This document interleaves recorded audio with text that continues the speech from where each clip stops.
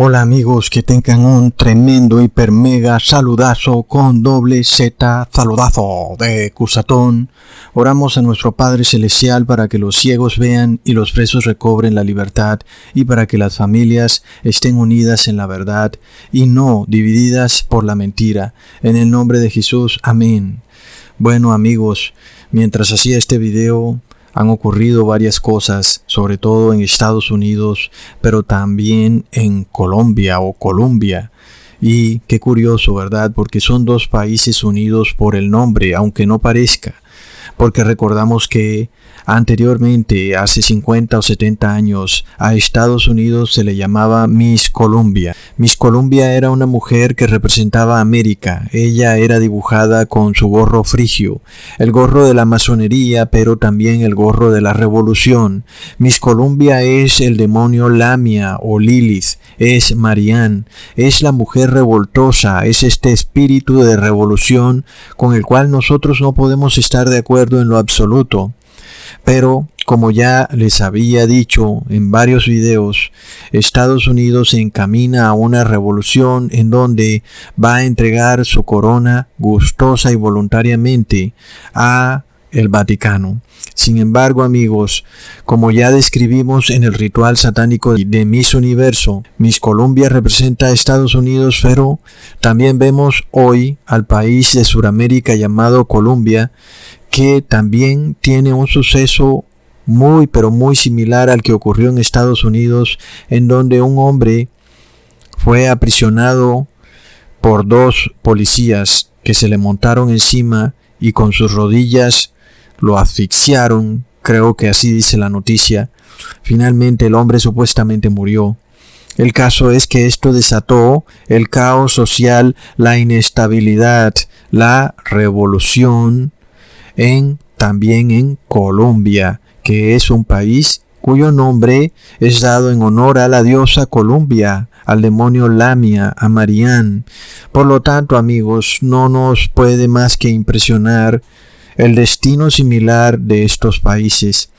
Pero además de esto, lo que me lleva sobre todo a hacer este video es a mostrar hacia dónde se dirige Estados Unidos desde el momento en que Estados Unidos empezó a despreciar la religión protestante para acoger a la religión católica. Y es que, amigos, no es un secreto, no es una mentira, no es algo que esté escondido, que los países hispanohablantes, Suramérica, Centroamérica, son bastiones de la Iglesia Católica, pero son países que tienen un pasado de revoluciones, de estrés social, de inestabilidad política, de dictadores que han gobernado con mano de hierro, aplacando horriblemente a la disidencia. ¿Y por qué Estados Unidos ha querido entonces acoger al catolicismo?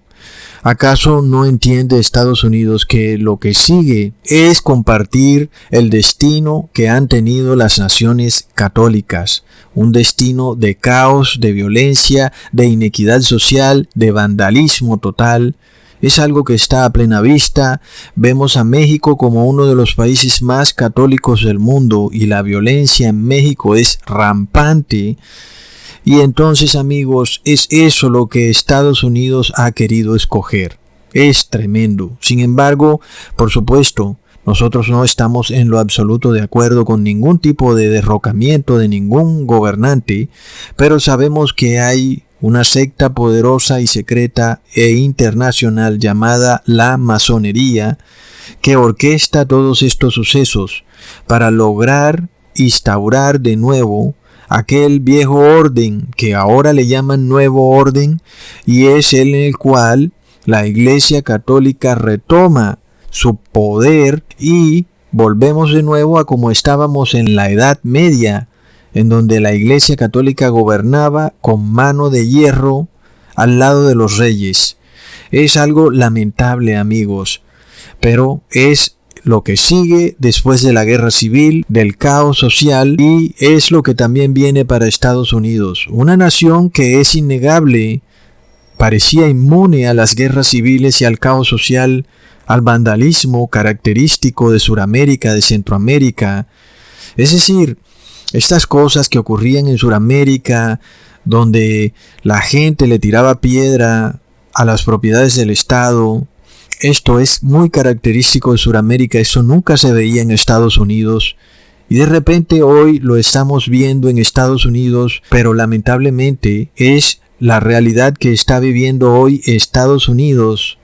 Y es porque decidió olvidarse de su religión protestante y acoger la religión católica. Así que Estados Unidos va a cosechar, lamentablemente, las consecuencias de esta decisión que terminará sumiendo a Estados Unidos en las mismas guerras civiles que han sufrido los países de Hispanoamérica desde los años 1850. Es tremendo, amigos, tremendo de verdad. Está a plena vista lo que ha ocurrido en Hispanoamérica y ahora cómo Estados Unidos empieza a transitar los mismos pasos de los países hispanoamericanos.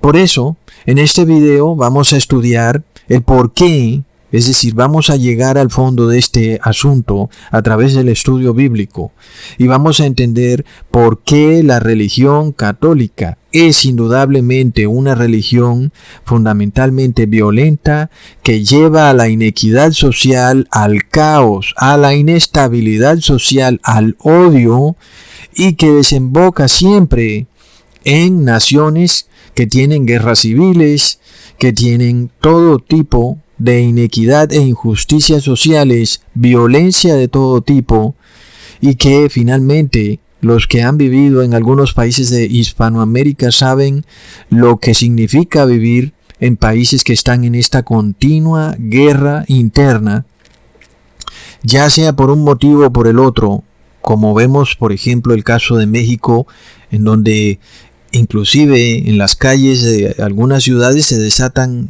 batallas campales, amigos, realmente de película.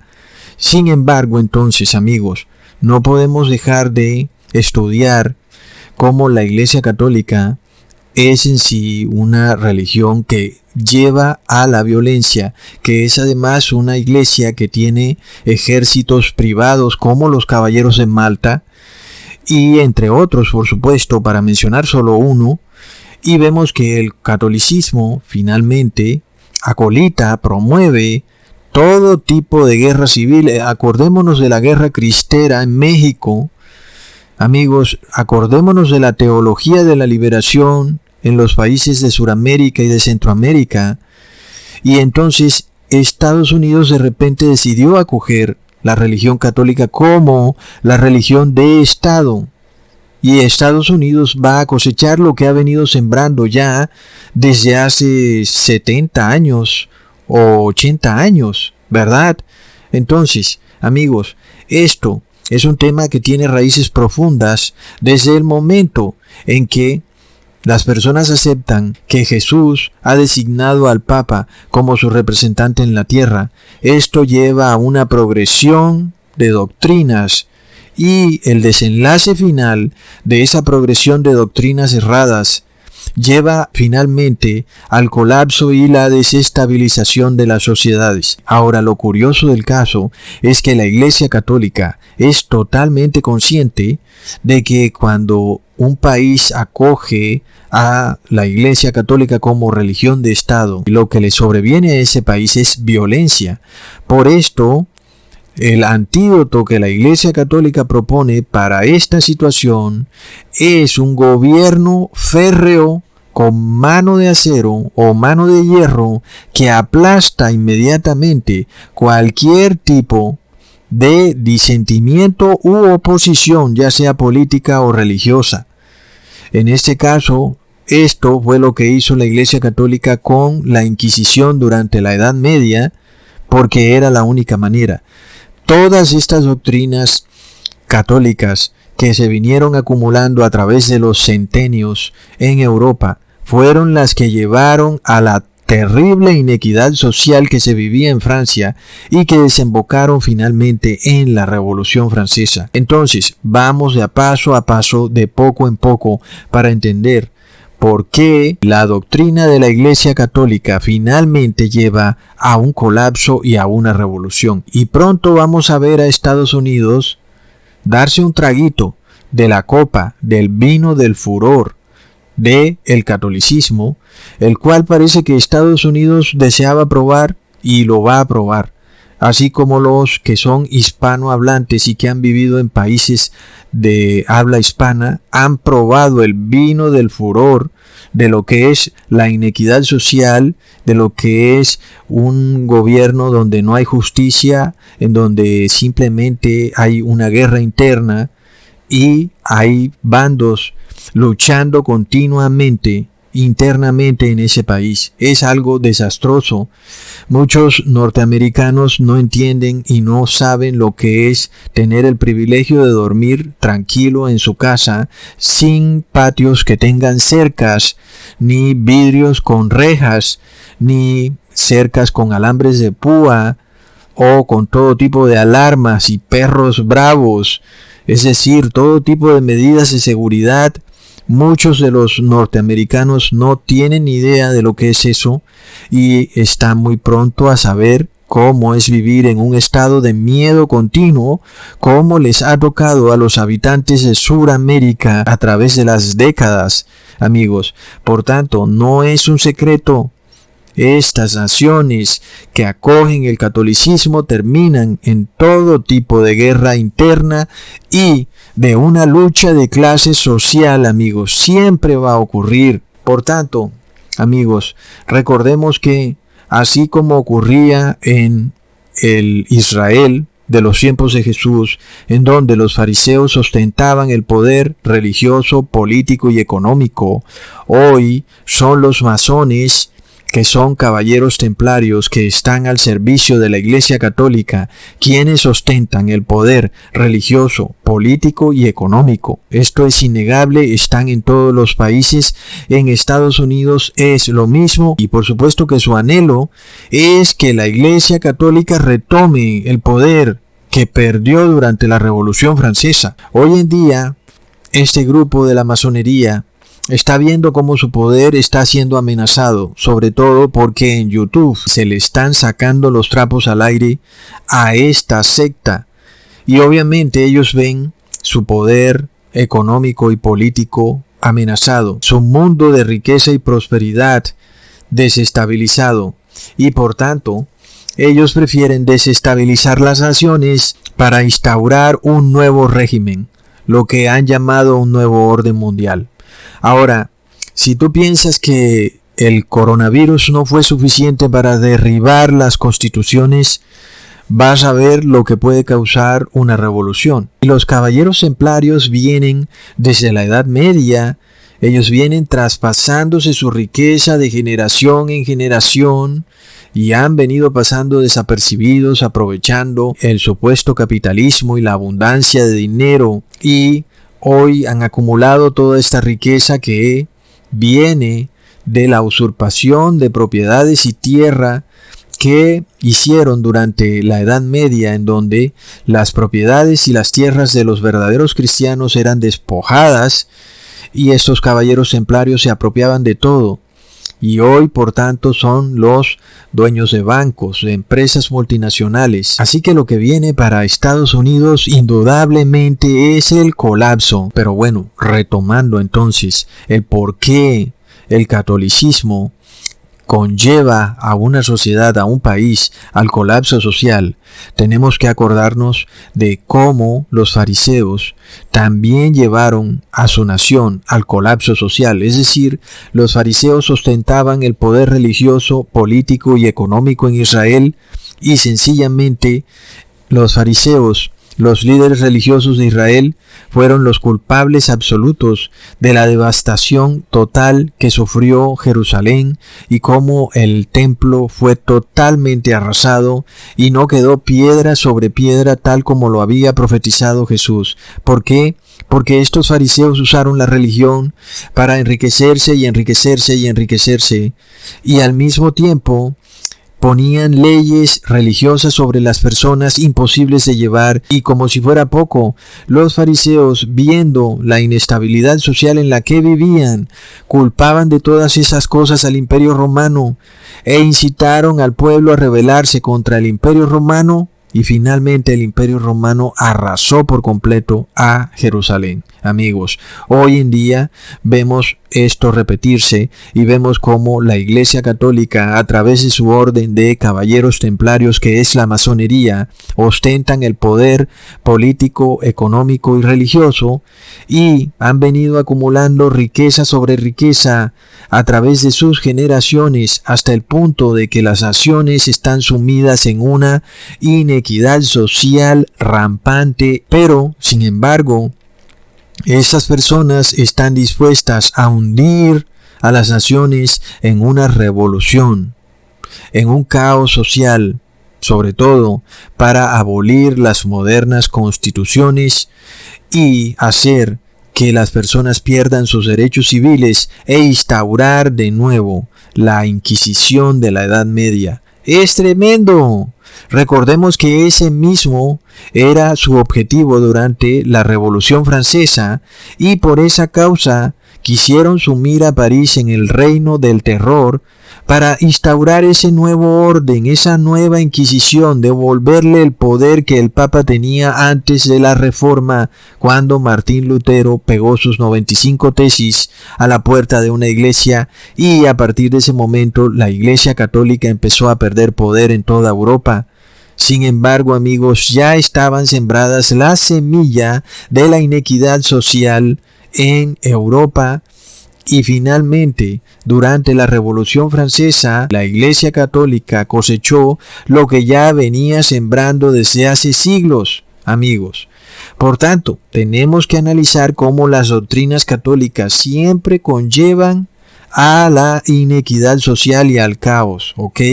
Por tanto, cuando nosotros recordamos lo ocurrido en la Edad Media, de cómo las personas no tenían derechos civiles y de repente tú podías ser despojado de tus propiedades, podías ser despojado de tu casa, tú de un momento a otro terminabas en la calle si algo que decías o si por falsos testigos eras culpado de blasfemia.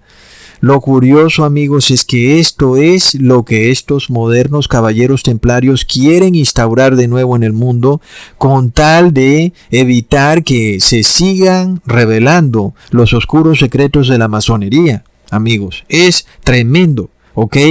Estos caballeros templarios son los que han acumulado toda esta riqueza usurpada de los verdaderos cristianos a través de las edades, y que ahora están buscando todos los medios para salvaguardar todo ese poderío económico, amigos. Pero como para nosotros este no es un tema de riqueza, porque caeríamos en el pecado de la codicia, por tanto no es en ningún motivo nuestra intención despojar a nadie de sus propiedades, aun y cuando éstas las hayan obtenido a través del crimen. La intención de nosotros es llegar al conocimiento del por qué los estados que acogen a la Iglesia Católica como religión de Estado terminan en una inequidad social terrible. Recordemos las palabras de Jesús en Juan capítulo 8, versículo 32. Y conoceréis la verdad, y la verdad os hará libres. Y no es, amigos, un secreto que la Iglesia Católica se ha esforzado a través de las edades para bloquear la verdad.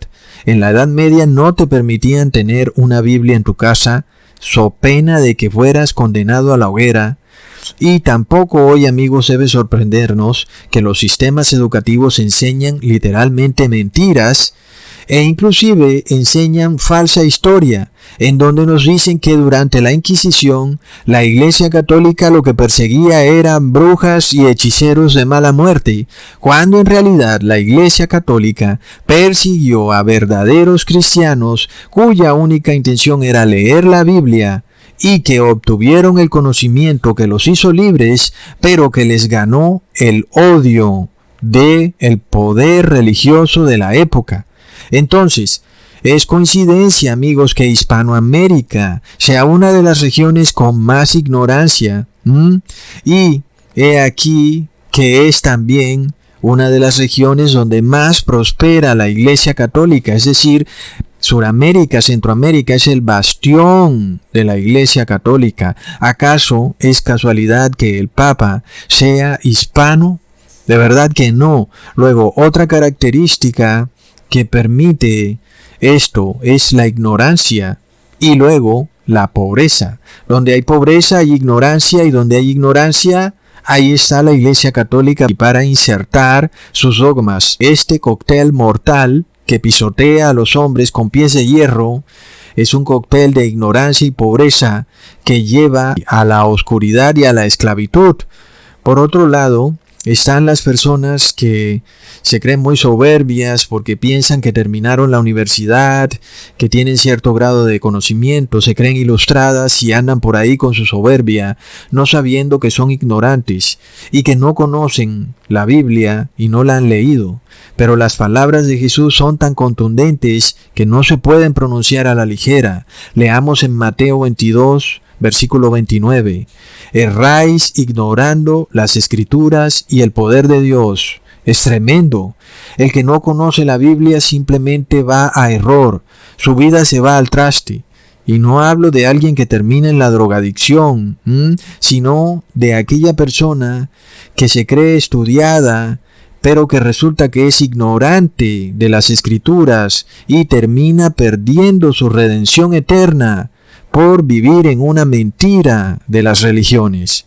Por tanto, tenemos que ser humildes, amigos, y jamás caer en la soberbia. Pero tenemos que entender el por qué la religión católica es generadora de violencia. No hace falta más ver cómo los sacerdotes están continuamente adoctrinando a sus fieles, diciéndoles que cuando una persona está revelando los errores del catolicismo, eso es un ataque a la Iglesia Católica, como si estuviéramos en alguna guerra en donde alguien debe perder y alguien debe ganar, cuando lo que en realidad se busca es la salvación del ser humano. Pero hasta allá llegan los sacerdotes católicos, amigos, y este es el problema de la ignorancia. Cuando tú ves amenazado tu ego y piensas que has creído durante tantos años en una religión y de repente te das cuenta que todo es mentira, tú te rehusas a poner atención a lo que se te está diciendo. Ahora nada más tomemos este sacerdote Luis Toro, quien anda diciendo que sí, que él reconoce que Jesús es la roca, pero que finalmente a Jesús le dio la gana construir su iglesia sobre Pedro y no sobre la roca. Amigos, esto es lo que yo les voy a explicar en este video. Parece mentira, pero este pequeño concepto es progresivo y lleva a una nación al colapso. Y se los voy a probar bíblicamente. Empecemos leyendo en Mateo capítulo 16, versículo 18. Y yo también te digo que tú eres Pedro, y sobre esta roca edificaré mi iglesia, y las puertas del Hades no prevalecerán contra ella. Amigos, esta traducción, aunque también puede entenderse correctamente, yo pienso que para mí está bien, pero hay una traducción más exacta. Miremos esa traducción en Mateo capítulo 16, versículo 18. Mas yo también te digo que tú eres Pedro, una piedra pequeña, y sobre la piedra grande edificaré mi iglesia, y las puertas del Hades no prevalecerán contra ella. Ahora, esta traducción sí es más fácil de entender. Vemos que Pedro significa Petrus o piedra pequeña, pero también vemos que se habla de una piedra grande sobre la cual Jesús dice claramente que edificará su iglesia. Hasta ahí es muy claro que Jesús no va a edificar su iglesia sobre la piedra pequeña, es decir, sobre Pedro, sino sobre una piedra grande. Está clarísimo. Pero al fin, nosotros queremos es entender, leer el contexto completo, porque este es el problema de la Iglesia Católica. Ella va y lee un solo versículo y se aprovecha de la ignorancia de las personas, amigos. Por esto leamos el contexto, entendamos cómo Jesús se refiere a él muchas veces en tercera persona y entendamos el por qué lo que a nosotros nos parecería lógico no es en realidad tan lógico. Leamos: viniendo Jesús a la región de Cesarea de Filipo, preguntó a sus discípulos diciendo: ¿quién dicen los hombres que es el Hijo del Hombre? Y ellos dijeron: unos Juan el Bautista, y otros Elías, y otros Jeremías, o alguno de los profetas. Luego Jesús preguntó a Pedro, ¿y vosotros quién decís que soy? Y respondiendo Simón Pedro dijo, tú eres el Cristo, el Hijo del Dios viviente. Entonces Jesús dijo, bienaventurado eres Simón, hijo de Jonás, porque no te lo reveló carne ni sangre, sino mi Padre que está en los cielos. Entonces, amigos, desde que empieza el pasaje, desde que Jesús empieza a hablar con los discípulos, vemos que el punto central es ¿quién es Jesús? ¿Quién decía la gente que era Jesús? Y luego, ¿qué pensaban los apóstoles sobre quién era Jesús? Vemos que Pedro confiesa que Jesús es el Hijo de Dios. Y Jesús le declara que eso le fue revelado a Pedro directamente del Padre. Ahora que ya entendimos entonces que el tema central del que se habla es de la revelación a Pedro, de que Jesús es el Hijo de Dios, entonces ahora podemos continuar con el versículo en cuestión. Mas yo también te digo que tú eres Pedro, una piedra pequeña, y sobre la piedra grande edificaré mi iglesia, y las puertas del Hades no prevalecerán contra ella. Ahí tenemos, amigos, después de que Jesús aclara que Él es el Hijo de Dios, le dice a Pedro sobre quién construirá su iglesia. Nosotros no podemos pretender jamás que después de que Jesús le confirma a Pedro que Él es el Hijo de Dios, luego entonces Jesús va a decir, pero mi iglesia la construiré sobre ti, Pedro. Eso no tendría ningún tipo de sentido, más y cuando vemos que Jesús está haciendo un paralelo con dos piedras, una pequeña y otra grande, y la pequeña es claramente Pedro, y la grande es el Hijo de Dios. Pedro acabó de decir que Jesús es el Hijo de Dios, y eso quiere decir, amigos, que la piedra grande es el Hijo de Dios. Eso para nosotros suena como muy fácil de decirlo, pero imaginémonos, amigos, lo que eso significaba en aquel tiempo. Yo creo que Pedro ni siquiera entendió lo que Jesús le quiso decir.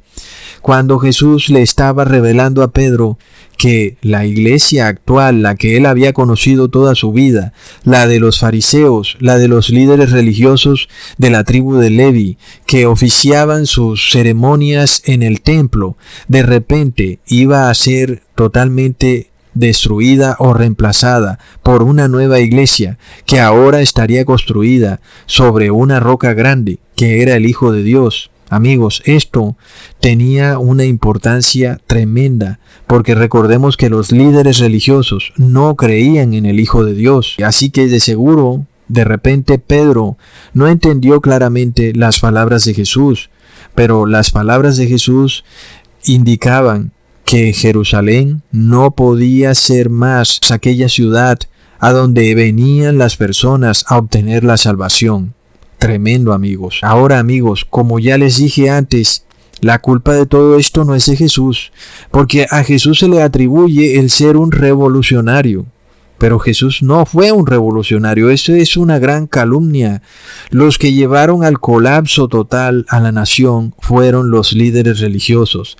El colapso de la nación era el único camino que seguía después de decenas o de siglos de haberse aprovechado de un pueblo usando la religión. Esto fue lo que ocurrió con los fariseos y los líderes religiosos. Jesús le estaba diciendo a Pedro que esa religión ya no podía seguir más, que la iglesia de ahora en adelante seguía, pero a través de Jesús únicamente. A ti te daré las llaves del reino de los cielos. Todo lo que ligares en la tierra será ligado en los cielos, y todo lo que desatares en la tierra será desatado en los cielos. Y nos preguntamos, ¿será que cuando Jesús dice, a ti te daré las llaves, se le está refiriendo a Pedro? Amigos, para nuestra forma de hablar hoy en día parece que sí, pero vamos a probar innegablemente que Jesús se estaba refiriendo a Él mismo, ¿ok? Primero tenemos que decir que si Jesús va a construir su iglesia sobre Él mismo, que es la roca. No tiene sentido darle las llaves de los reinos de los cielos a Pedro después de que él está construyendo su iglesia sobre sí mismo. Si la iglesia es construida sobre Jesús, quien debe tener las llaves del reino de los cielos es Jesús, quien tiene el poder para atar en la tierra y atar en los cielos, o desatar en la tierra y desatar en los cielos, es Jesús. Es imposible que sea Pedro. Entonces, vemos que Pedro jamás recibe una unción de parte de Jesús para él convertirse en la cabeza de la iglesia. Pedro lo que sí recibe es una revelación en donde la iglesia que hasta ese momento él conocía como la verdadera, que era la iglesia hebrea, es decir, el templo judío, iba a ser reemplazada por una nueva iglesia, que era la iglesia de Jesús, que estaba fundada sobre el mismo Hijo de Dios, que de ahora en adelante todo aquel que deseara salvarse ya no tenía que ir a un templo hecho de piedra, hecho de ladrillos, sino que tenía que ir al Hijo de Dios. Ya no era ya la iglesia de Israel, en cabeza de los fariseos y líderes religiosos judíos, la que tenía las llaves de la salvación. Recordemos inclusive que Jesús los fustiga diciéndoles: ustedes tienen las llaves de la salvación, pero ustedes no se salvan y tampoco permiten que otros se salven. Entonces, por supuesto, que las llaves de la salvación le fueron arrancadas a esta iglesia israelita para tomarlas Jesús, la roca de Israel, y él salvar a su pueblo. Por supuesto que Jesús no tenía en mente en ningún momento desestabilizar o destruir a su pueblo. Quería era salvarlo. Por esto era necesario quitarle las llaves de la salvación a esta iglesia farisea que no podía salvar a nadie. Recordemos que si tú vivías en aquella época, la única manera de salvarte era presentándote ante un sacerdote levita con un cordero y con ofrendas para que te perdonaran tus pecados. Tenías que hacer un sacrificio y luego arrepentirte, y así obtenías la salvación. De otra manera no había salvación. Obligatoriamente entonces tenías que asistir a este templo judío y realizar el sacrificio de ese becerro para el perdón de tus pecados. Este templo hecho de rocas, al que conocíamos como templo judío, estaba a punto de ser reemplazado por una gran roca que es Jesús, el Hijo de Dios. Esto es lo que Jesús le revela a Pedro. De ahora en adelante, el que quería obtener perdón de sus pecados, arrepentirse y obtener la salvación, ahora tenía que ir directamente a donde Jesús, amigos. Por esto Jesús declaró: desatad este templo y en 3 días lo levantaré. Ahí lo tienen. Pero ¿qué pasa cuando la iglesia primitiva, por temor a la persecución, decidió unificarse con el Imperio Romano y crearon una nueva religión llamada Iglesia Católica, la cual de nuevo volvió a crear templos hechos por hombres, volvió a repetir el mismo proceso de este templo judío, recreando todo un sistema de sacrificios en donde ahora tú tienes que sacrificar a Jesús en forma de pan cada domingo, y de esta manera obtienes la salvación, o si no, estás perdido en el infierno. Para la Iglesia Católica, si tú no vas a la iglesia a comer la hostia, tú estás perdido para siempre. Este es el mismo proceso que ocurría con el templo judío en Israel, amigos. Y de nuevo vemos el paralelo de unos sacerdotes levitas que ostentaban el poder político, económico y religioso, y hoy unos sacerdotes católicos que ostentan el poder político, económico y religioso. El mismo proceso se repite. Y ahora, de la misma manera que acusaron a Jesús de ser un revolucionario, de seguro que los que advierten de lo que viene para el mundo también van a ser acusados de ser revolucionarios. Por esto yo aclaro que no tengo nada que ver con la revolución, pero obviamente tengo que advertirle a las personas de cuáles son las causas del desboronamiento de la sociedad. Cuando vemos los pasajes en donde supuestamente Pedro es declarado como el líder de la iglesia y al que se le dan las llaves de los cielos, amigos, vemos que este versículo es sacado del contexto bíblico en donde Jesús venía explicando que Él era el Hijo de Dios. Por lo tanto, siempre que tú leas la Biblia, no puedes tomar versículos separados y sacados fuera de contexto. Esa es una fórmula para el error y el fracaso. Y los sacerdotes católicos lo saben perfectamente, y por eso saben que un pueblo ignorante es campo fértil para aceptar versículos sacados fuera de contexto, amigos. De nuevo, cuando leemos desde el versículo 13, en ese capítulo de Mateo 16, vemos que se está hablando del Hijo de Dios, es la parte central. Jesús declara que Él es la roca. Jesús le estaba diciendo a Pedro que Él era el Dios del Antiguo Testamento, que Jesús era Jehová. Leamos en 2 de Samuel capítulo 23 versículo 3. El Dios de Israel ha dicho, me habló la roca de Israel. ¿Habrá un justo que gobierne entre los hombres, que gobierne en el temor de Dios? Este justo, amigos, indudablemente era nuestro Señor Jesús, la roca de Israel, el cual se hizo hombre precisamente para gobernar entre los hombres. Ahora, cuando nosotros vemos la forma en que Jesús se expresa de Él mismo a través de toda la Biblia, en la mayoría de los casos, vemos que Jesús siempre se refiere a sí mismo en tercera persona. En tercera persona, amigos. Por eso cuando nosotros leemos, y a ti te daré las llaves del reino de los cielos, nos tenemos que hacer la pregunta, ¿acaso Jesús está hablando de que se las dará a Pedro? Porque a nosotros nos es común hablar de nosotros mismos en primera persona, o si estamos hablando con otra persona, hablar en segunda persona. A ti te daré esto, a mí me das esto, yo quiero esto, tú quieres aquello. Pero esta no era la manera de hablar de Jesús.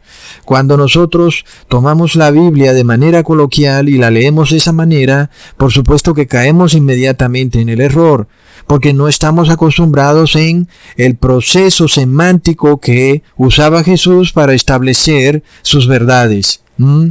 Por tanto, amigos, eso es lo que nosotros tenemos que aprender de primero, si queremos llegar a la verdad. No es, amigos, la primera y la última vez que Jesús se refiere a Él mismo como una tercera persona. Y recordemos que todo este pasaje empieza en el versículo 13 del mismo capítulo, con Jesús diciendo, ¿quién dicen los hombres que es el Hijo del Hombre? Y esta pregunta jamás la haríamos nosotros de esa manera. Nosotros diríamos, Pedro, ¿quién dicen las personas que soy yo? Pero Jesús no hablaba así, amigos. Si Jesús estuviera hablando en primera persona, Jesús diría, Pedro, ¿quién dice la gente que soy yo? Pero Jesús no hablaba de esa manera, ¿ok? Jesús dice, ¿quién dicen los hombres que es el Hijo del Hombre? Es una forma de referirse a sí mismo, pero en tercera persona. Los apóstoles ya sabían, por supuesto, que Jesús hablaba de esta manera. Por esto ellos no se extrañaban y no entraban en confusión. No le decían, Jesús, ¿de qué hablas? ¿A qué hijo de hombre te refieres? No, ya ellos sabían que Jesús hablaba de él mismo, pero en tercera persona. Otro ejemplo de esto lo vemos en Juan capítulo 17, versículo 1. Padre, la hora ha llegado. Glorifica a tu Hijo, para que también tu Hijo te glorifique a ti. Ahí lo tenemos, amigos. Jesús ha debido decir, según nuestra manera de hablar de hoy en día, Padre, glorifícame, porque también yo te glorifiqué a ti. Pero no es la manera como Jesús habla. Jesús habla en tercera persona. Ahora, cuando nosotros leemos, a ti te daré las llaves del reino de los cielos, todo lo que ligares en la tierra será ligado en los cielos. Alguien podría decir, pero Jesús ahí no se está hablando en tercera persona, se está hablando en segunda persona. No, amigos, tenemos dos opciones. O Jesús le está dando las llaves a Pedro, o Jesús se está hablando a sí mismo, pero en tercera persona. Que Pedro esté precisamente ahí, presente, no quiere decir que Jesús no pueda hablarse a sí mismo en tercera persona. ¿Entienden? si aún no basta con saber que Jesús no va a construir su iglesia sobre la roca grande para después darle las llaves a Pedro, que es la roca pequeña, vamos a probar que Jesús estaba refiriéndose a sí mismo porque estaba hablando en tercera persona. Si Jesús está declarando que Él es el que tiene autoridad para desatar algo en la tierra y también en los cielos, esto debe ser confirmado en alguna otra parte de los evangelios. Así sabremos si es que es Pedro al que se le ha dado la autoridad para desatar en la tierra como en el cielo, o si es que es a Jesús que se le dio esa autoridad. Leamos en Mateo capítulo 28, versículo 18. Y acercándose Jesús les habló diciendo: Toda autoridad me ha sido dada en el cielo y en la tierra. Ahí lo tenemos. La autoridad de Jesús no es solo en la tierra. La autoridad a Jesús le fue dada tanto en el cielo como en la tierra. Esta frase coincide entonces con lo dicho con Jesús. Y leemos nuevamente en el versículo 19. A ti te daré las llaves del reino de los cielos. Todo lo que ligares en la tierra será ligado en los cielos, y lo que desatares en la tierra será desatado en los cielos. Ahí tenemos, amigos, que ese poder es el que Jesús recibe del Padre. Es la misma autoridad que el Padre le ha dado a Jesús. Y por esto Él lo declara como si se refiriera a sí mismo, pero en tercera persona. Y no es que Jesús le esté transfiriendo su autoridad a Pedro. En ningún momento, amigos. Ahora leamos en Juan, capítulo 5, versículo 26 al 27. Porque así como el Padre tiene vida en sí mismo, así también le dio al Hijo el tener vida en sí mismo, y le dio autoridad para ejecutar juicio, porque es el Hijo del Hombre. Ahí lo tenemos. Quien tiene la autoridad, amigos, es Jesús, obviamente. Ahora, aunque nosotros seamos huestes de maldad, potestades de maldad en este mundo, autoridades malignas, debemos saber quien finalmente tiene la autoridad es Jesús. Por tanto, nada de lo que pasa en la tierra pasa sin que haya sido autorizado por Jesús primero. Alguien podría decir, pero Ecusatón, de pronto Jesús le trasladó su autoridad a la iglesia. Y, haciendo eso, primero le trasladó la autoridad a Pedro, para que luego Pedro se la trasladara a los cardenales y a los primados. Ahora entendamos algo. De nada sirve que Jesús haya recibido la autoridad si luego Él va y se la da a otro. Esto no tiene sentido bíblico, amigos. Recordemos que Dios no comparte su gloria con nadie. Si de repente Jesús le entregara su autoridad al Papa, querría decir que Jesús tendría que compartir su gloria con el Papa. Esto no tiene sentido bíblico. Por otro lado, si tú obtienes la salvación a través de la entrada a un monasterio, terminaría siendo el dueño del monasterio el que tendría las llaves de los cielos. Y ya vemos que es Jesús el que tiene las llaves de los cielos. Por tanto, no hay una iglesia o un grupo de personas especiales aquí en este mundo que tiene la autoridad de Jesús. No la hay. Solamente Jesús tiene la autoridad. Ahora, si es posible que Jesús ceda parte de su autoridad a su iglesia, pero no toda, pero sí parte. Sin embargo, vamos a probar, amigos, que esta autoridad que cede Jesús no se la cede a un grupo especial de personas, sino que se la da a cualquiera que así la quiera tomar. Por tanto, amigos, miremos lo que se dice en la Biblia. Otra vez os digo, que si dos de vosotros se pusieren de acuerdo en la tierra, de toda cosa que pidieren, les será hecho por mi Padre que está en los cielos. Porque en donde están 2 o 3 congregados en mi nombre, allí estoy en medio de ellos. Ahí tenemos, amigos, la iglesia de Cristo es cualquier grupo, inclusive de 2 personas que se han reunido en nombre de Jesús. No hay ningún otro requisito para ser la iglesia de Cristo. No se necesita tener una iglesia de ladrillo, no se necesita andar vestido de cierta manera especial. Lo único que se necesita es congregarse inclusive desde 2 o 3 personas, así como nosotros hacemos en este canal y nos congregamos en cada video. Sin embargo, amigos, la Iglesia Católica dice que ella es la única que tiene la autoridad para predicar la Biblia. Pero vemos que Jesús no dice esto de ninguna manera. Donde hayan 2 personas reunidas en nombre de Jesús, esas 2 personas tienen autoridad para predicar la Biblia.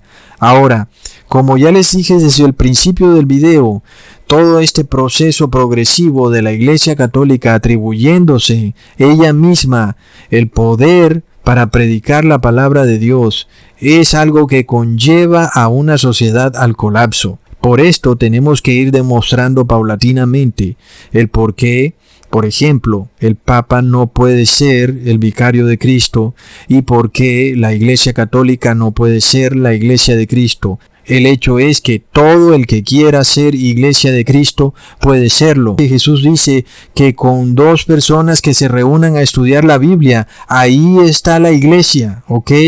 Ahora, ya habiendo aclarado eso, vamos al tercer punto, el punto en el cual los sacerdotes claman que ellos pueden perdonar pecados, y es cuando Jesús les dice a sus discípulos: de cierto os digo, todo lo que ligareis en la tierra será ligado en el cielo, y todo lo que desatareis en la tierra será desatado en el cielo. Ahora, esto no se lo está diciendo Jesús expresamente a Pedro ni a la Iglesia Católica, sino a todos los hombres. Entendamos algo, Jesús sí cede parte de su autoridad, pero ¿desde qué punto de vista? Desde el punto de vista en que nosotros, que estamos en este mundo donde a veces cometemos errores y a veces hacemos cosas que perjudican a otras personas, entonces Jesús sí exige que tú estés dispuesto a perdonar y a pedir perdón. Eso, amigos, de ninguna manera configura el perdonar pecados de terceros. Jesús te autoriza para que tú perdones a tu prójimo en las cosas que tu prójimo te ha hecho. Y que cuando tú perdonas a tu prójimo, ese pecado que tú perdonaste queda borrado en el cielo. Esto, amigos, es una verdad que ha sido totalmente enterrada por la Iglesia Católica.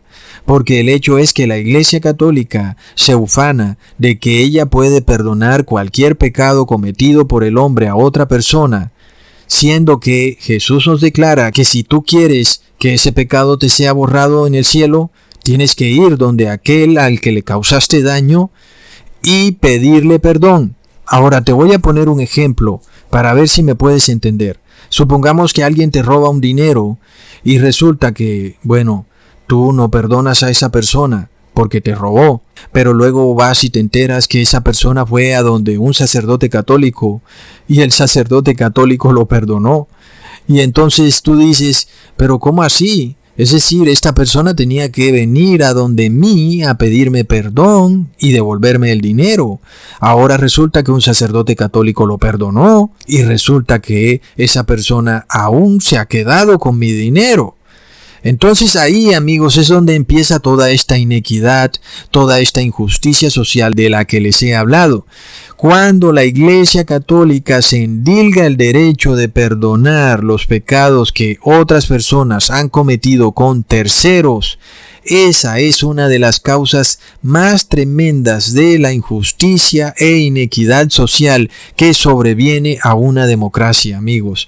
Entendamos entonces que cuando Jesús te dice que lo que tú desates en la tierra lo puedes desatar en el cielo, como predicador, no te está diciendo que tú eres el único autorizado para perdonar pecados. Te está diciendo que todo lo que te hayan hecho a ti, tú puedes perdonarlo y luego tú también puedes pedirle perdón a la otra persona por algo que tú le hiciste y esa persona debería también perdonarte. Este es un principio que Jesús declara en su teología bíblica.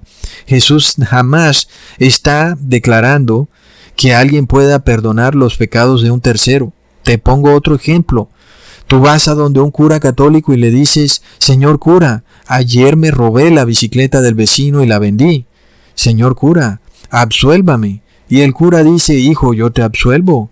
Rézate un Ave María por cada dólar que recibiste y entrega la mitad de lo que ganaste a la iglesia. Plop. Ahí tenemos, amigos, el principio de injusticia. ¿Qué crees que puede pensar aquella persona, aquel vecino al que le robaron la bicicleta y que ahora ve al ladrón andando feliz por ahí, yendo a comulgar a la iglesia porque supuestamente el sacerdote lo ha absuelto de sus pecados? Entonces, amigos, esta es la causa tremenda de injusticia social y sobreviene por esta progresión de errores doctrinales de la Iglesia Católica, en donde primero el Papa se cree vicario de Cristo, luego se cree que tiene las llaves de los cielos y la tierra, luego se cree que puede perdonar pecados aquí en la tierra de terceros. Pero recordemos las palabras de Jesús en Mateo capítulo 5 versículo 23. Por tanto, si traes tu ofrenda al altar y allí te acuerdas de que tu hermano tiene algo contra ti, deja allí tu ofrenda delante del altar y anda, reconcíliate primero con tu hermano y entonces ven y presenta tu ofrenda. Inclusive si tú piensas que quieres estar salvado, de nada te sirve orarle al Padre si tienes un problema con tu vecino, por ejemplo. ¿Entiendes? Entonces, ¿qué pasa? ¿Por qué en las regiones hispanohablantes hay tanto desorden? ¿Por qué hay tanto caos en la sociedad? El otro día un señor mostraba, creo que era de República Dominicana, y mostraba el escándalo que se vivía en el campo, cómo los vecinos ponían la música a todo volumen.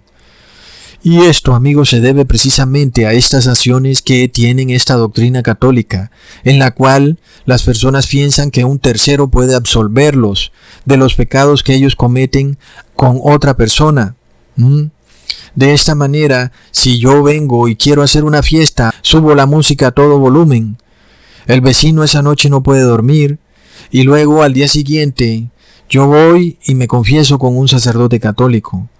Y entonces todo queda solucionado. Sin embargo, mi vecino quedó molesto.